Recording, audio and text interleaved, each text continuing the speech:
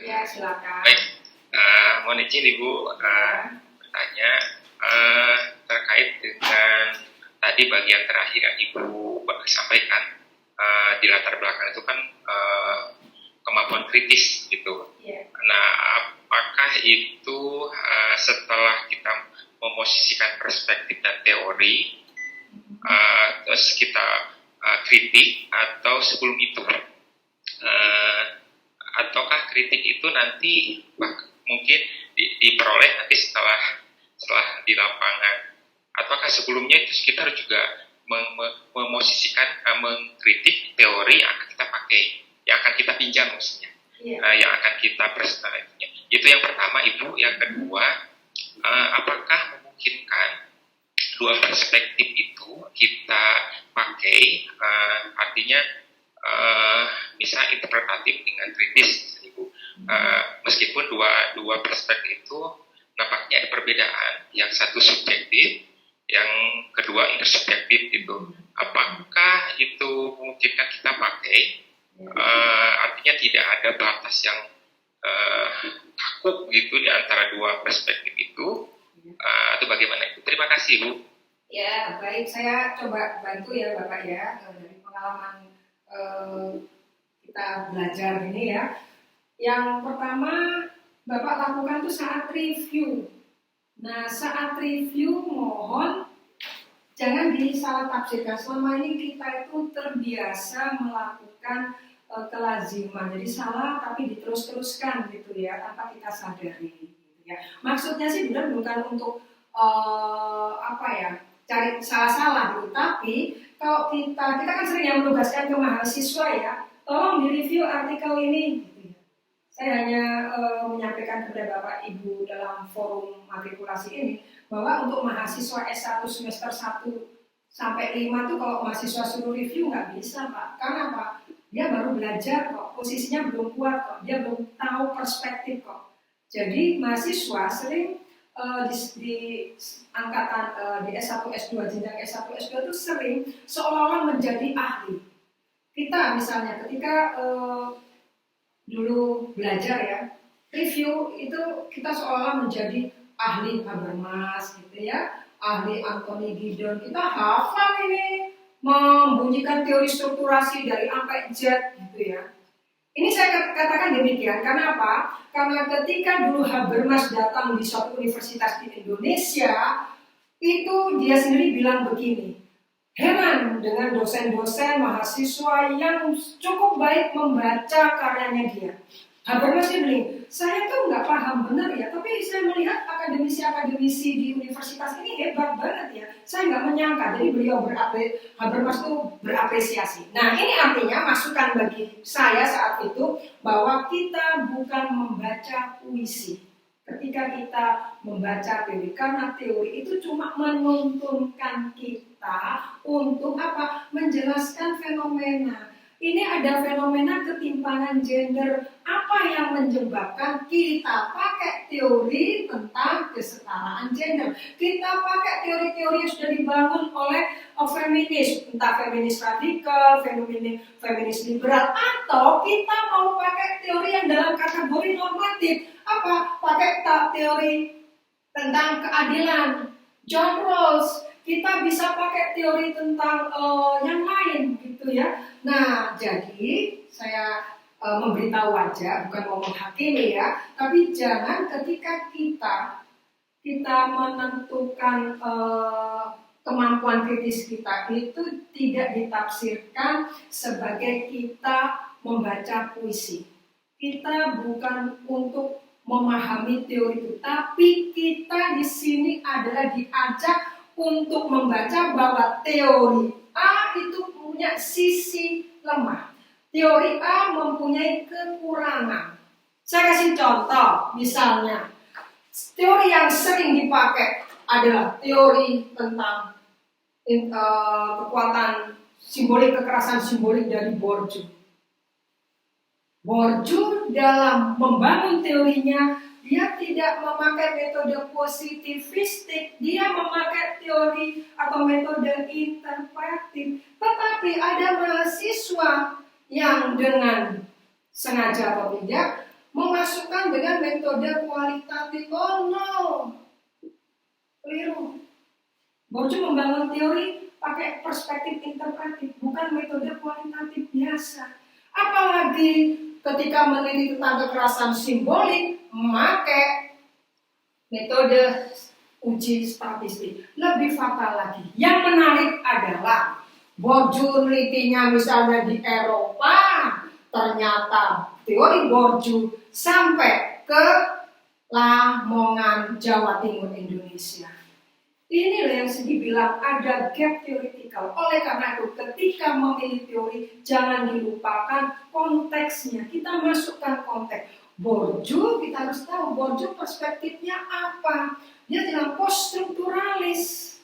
Gitu ya. Gadamer post-strukturalis. Foucault post-strukturalis. Anthony Giddens post-strukturalis. Jangan salah menempatkan dalam memahami teori. Kalau kita baca teori Foucault misalnya, itu kita taruh di teori struktural fungsional, kasihan. Karena nanti teori yang kita pilih, perspektif yang kita pilih, ini akan menentukan metodologi penelitian kita. Om Foucault itu bicara dia orang post-strukturalis, masa teorinya adalah kualitatif sih? Salah. Foucault ketika membangun teorinya dengan metode genealogi dan arkeologinya, Foucault menggunakan metode interpretif, kategorinya adalah critical, kritis, ya seperti itu. Baik, lalu yang kedua, apakah dua perspektif bisa digunakan? Bisa. Ini bisa aja. Asal, nah ini dia harus. Ini yang kritis adalah yang dominan, yang kualitatif biasa adalah yang subordinat. Ini adalah perspektif yang utama, ini yang pendukung. Tetapi ada baiknya perspektif ini tidak dicampur adukan. Itu yang belum ada tradisi yang mencampur adukan perspektif. Tapi kalau Bapak Ibu ingin menggunakan teori, kan ada teori, ya, ada yang terlalu lazim menggunakan dalam disertasi 4 teori. Boleh nggak sih menggunakan 4 teori? Menurut saya tolong dihindari. Bapak Ibu harus memilih satu teori yang utama. Teori yang utamanya jelas itu dalam level yang meso. Bukan dalam teori yang besar, atau dalam istilah keteorian itu grand teori. Ada grand teori, ya, ada meso teori, ada mikro teori. Grand teori ilmu sosial itu banyak, ya, yang kita umum kenal adalah teori konflik, teori struktural fungsional, dan teori anti-interaksionisme simbolik itu masuk di antara meso dan mikro.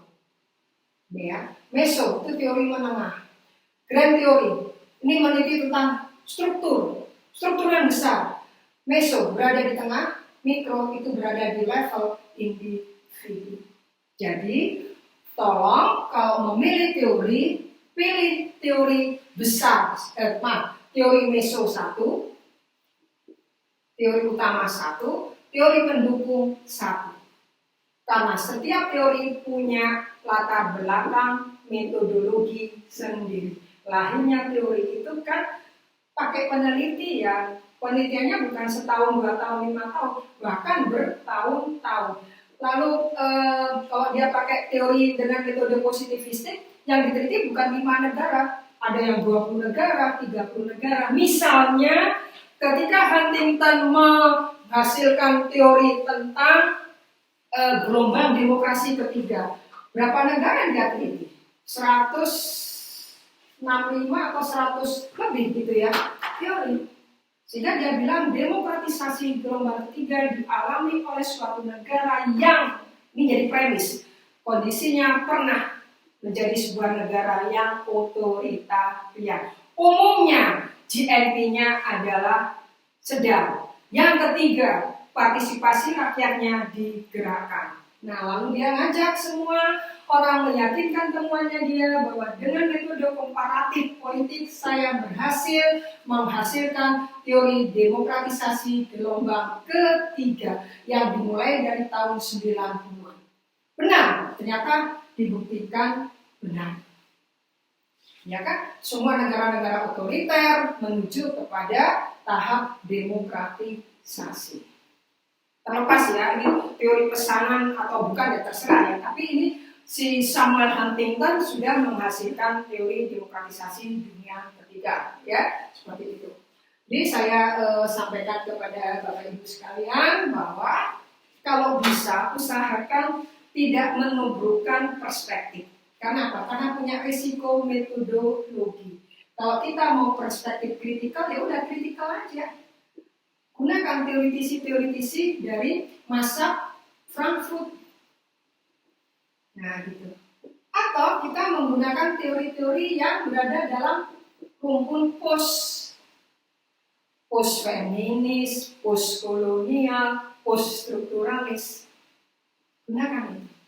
Ya. Jadi karena apa? Karena ini terkait dengan problem metodologi. Setiap teori mempunyai latar belakang metodologi sendiri-sendiri. Terus yang kedua, saya sampaikan kepada Bapak Ibu sekalian bahwa kalau kita memilih teori, gunakan teori utama. Teori besarnya apa? Kalau kita menggunakan teori besarnya, misalnya tentang kerusakan lingkungan. Nah, Bapak Ibu bisa menggunakan perspektif antroposentris dan perspektif yang kedua, apa tadi ya? Antroposentris, sama satunya yang terkait dengan, ya, kan ada dua perspektif kalau kita bicara tentang persoalan ekologi. Jadi harus ini. Jadi nggak bisa kritikal dijajar dengan perspektif struktural fungsional. Kasihan nangis nanti yang buat teori. Jangan sandingkan Talcott Parsons dengan Habermas. Kasihan Habermas. Karena Habermas respon terhadap teorinya Talcott Parsons bahwa semua perubahan itu tidak semua menuju pada tahap yang equilibrium. Itu kan, perubahan itu kan gini. Bahkan ada yang hancur sama sekali, bahkan ada yang eksis, ada yang stabil, ada, tapi kan dinamikanya kayak itu. Nah, si Talcott Parsons bilang konflik itu tidak menghancurkan, tapi justru menguatkan. Yang membuat masyarakat lebih stabil ya. Ya ini teori kok bawang lah dalam bahasa Indonesia ya. Ini yang nggak jelas jenis kelaminnya ya, teori struktural fungsional gitu ya. Karena semua perubahan itu dianggap akan tidak berdampak apa-apa, tapi justru menghasilkan perubahan. Masyarakat akan baik, sistem politik akan stabil ya, seperti itu. Ini kalau Bapak Ibu tertarik nanti menggunakan perspektif-perspektif seperti ini, nanti akan, ya ini saya akan mencoba membantu Bapak Ibu sekalian bahwa saya tulis perspektif setiap teori itu dibangun dari perspektifnya sendiri-sendiri. Perspektif itu terkait dengan metodologi. Nah, gabungan dari ini yang disebut dengan kemampuan kritis ilmuwan. Jadi tolong perspektif Marxian, misalnya ya, oke ini ada Neo, jangan dikawinkan dengan perspektif Weberian. Nanti Bapak Ibu nggak tahu posisi saya ini seperti apa. Ya. Kalau ini yang paling gampang, yang mudahkan Bapak Ibu sekalian, Bapak Ibu setelah menjadi doktor nanti akan ketahuan posisinya Marxian, Weberian, kritis atau apa dapat dari kata kunci disertasi Bapak. Misalnya, Bapak Ibu ya, kata kunci di disertasi Bapak Ibu nuliskan ini. 1. Kesadaran kritis. Nah, kata kunci kedua. Kedua, kesetaraan. Ketiga, kesadaran. Ketiga adalah perkotaan. Keempat adalah kesejahteraan. Kelima adalah perdamaian. Kalau ada kata-kata ini di abstraknya Bapak Ibu, maka ini bukan Weberian. Oh, Bapak Anton ternyata dia perspektifnya adalah kritis. Ketahuan dari kata kunci. Bapak Ibu ini ternyata, dia ternyata perspektifnya alirannya neo-Marxian. Posisi keilmuan, posisi akademis untuk kandidat doktor itu sangat penting. Jangan sampai kita ngomong ngawur, ngomong keadilan, ngomong kesetaraan, tapi pakai konsepnya Weber. Orang akan ketawa. Belajarnya di mana ini? Gitu kan? Belajarnya di universitas mana ini? Maka masa bicara kesetaraan, kesadaran kritis pakai nyebut nama Weberian di daftar pustakanya atau di tinjauan kepustakaannya, tinjauan literatur bolak-balik muncul Weber, muncul Parson, gitu ya, muncul Sidney Verba, gitu ya, nggak lucu. Ya, jadi ketika Bapak Ibu nulis kesadaran kritis, kesetaraan, perkotaan, kesenjangan, pemberdayaan, maka Bapak Ibu dalam perspektif sudah ketahuan, perspektif kritis dan neo-Marxian. Maka ketahuan, ternyata dia neo-Marxian kok. Dia ternyata Weberian kok. Gitu. Dia ternyata Parsonian. Ya, seperti ini. Atau Habermasian, Foucauldian, terserah apapun gitu ya. Jadi saya ulangi, usahakan tidak double-double dalam menggunakan perspektif. Ya, kalau kita baca dalam literatur itu kita tidak boleh double menggunakan perspektif. Satu perspektif. Apa? Marxian, ya, Weberian, ya, atau struktural fungsional, atau perspektif konflik, atau perspektif interaksionisme simbolik, atau perspektif kritis. Itu nanti otomatis Bapak Ibu otomatis kok, nggak sadar kok. Yang menamakan, yang mengetahui posisi perspektif kita itu pembaca loh, bukan diri kita. Kita kadang nggak sadar, kita sering nulis kesadaran palsu, kesadaran kritis, pemberdayaan. Ini secara tidak sadar, Bapak Ibu sudah masuk dalam perspektif kritis. Bolak-balik bicara kemiskinan, itu orang-orang struktural, konflik, gitu loh. Kalau orang Weberian nggak bicara tentang konflik, karena bagi Max Weber mau ada penyiksaan, mau ada penahanan, mau ada pemenjaraan, itu nggak apa-apa, itu tugas negara, karena negara adalah instrumen yang sah dalam menggunakan kekuasaan fisik. Itu. Tapi kalau kita menggunakan perspektif Marxian, kalau kita bilang kelas bawah ditangkap, ya nggak apa-apa, karena kelas bawah atau orang miskin itu adalah tidak punya kekuasaan, powerless. Atau apa? Dia merupakan orang marginal yang wajar, nggak bisa negosiasi, di penjara ya diterima. Ya, konsep-konsep gini ini jadi tanpa disadari Bapak Ibu ketika nanti belajar masuk ke tinjauan pustaka literatur, Bapak Ibu itu sebenarnya sudah tahu kok, secara nggak sadar ya. Secara tidak sadar secara akademis itu tahu kok, masuk Marxian, masuk Weberian, masuk Foucauldian, masuk Habermasian, masuk kepada Durkheimian gitu. Terus jadi tidak ketahuan. Kata-kata yang sering Bapak gunakan apa? Ketimpangan, kesadaran, kesejahteraan, keadilan. Orang-orang struktural fungsional nggak pernah bicara ini. Bapak masuk dalam perspektif kritikal atau perspektif interaksionisme simbolik atau perspektif konflik sosial. Oke, paham ya? Jadi saya katakan tadi, itu sudah saya hapus. Jadi tinjauan pustaka itu sebenarnya menjadi kekuatan pendorong Bapak Ibu sekalian untuk bisa merumuskan state of the art, ya, untuk merumuskan state of the art, untuk merumuskan statement akademik, sekaligus untuk bisa merumuskan kebaharuan. Itu semua kontribusi dari tinjauan pustaka. Sekaligus yang terakhir, untuk mengetahui adanya theoretical. Ya, jadi dengan nanti Bapak Ibu melakukan tinjauan pustaka, Bapak Ibu dapat 1, dapat 2, dapat 3 sekalian. 4, ya, dapat perspektif, Bapak akan terbantu menguatkan. Dan kalau tidak ragu-ragu, begitu baca tinjauan pustaka, jadi nggak ragu-ragu, ya. Dapat perspektif. Terus yang ketiga, dapat metodologinya. Kalau bingung, saya mau pakai metode kuanti atau pakai metode interpretif. Saya mau pakai metode interpretif kualitatif, studi kasus atau bukan studi kasus. Jadi ini, tinjauan pustaka membantu Bapak Ibu sih menemukan ini, merumuskan ini.